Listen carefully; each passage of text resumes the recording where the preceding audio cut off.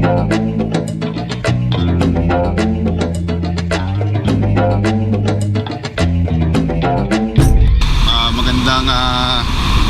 tanghali.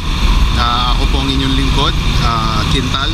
Ngayon nasa magandang syudad ng Singapore. Tara, lakad tayo. Tara.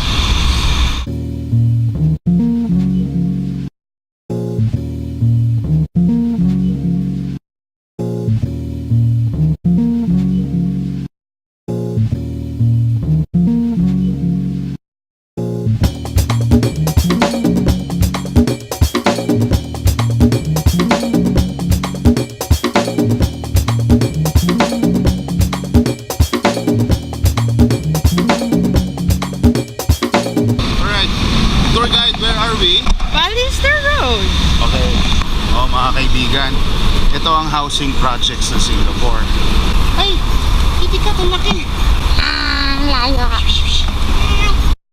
So ang idea nila dito sa Singapore, yung houses nila for the masses, mukha pa rin siyang condo. So it's a nice thing na sana ma-apply din natin sa atin.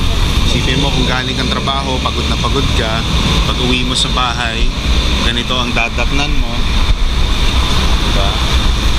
Mare-relax ka agad. So, diba? Nakakatulong siya. Take note, housing projects yan, hindi siya yung top of the line condos for the citizens. Entry level, pangmasa housing projects yan. So, ano lang, ideas na pwede natin kopyahin ng konti siguro. Tsaka walang traffic! Alright, I've not been to Philippines. I've traveled all around the world, but I've yet to go to the Philippines. Would you invite me? So kind. I'm just curious. You have the most beautiful beaches, most wonderful waters. Why are you going to Maldives?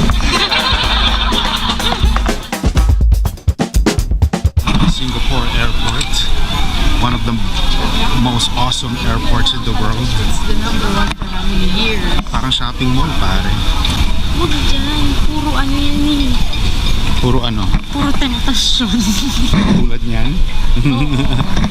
Ang flight namin papuntang Maldives 5:30 boarding. So alas 4 pa lang. May oras pa kaming magliwaliw.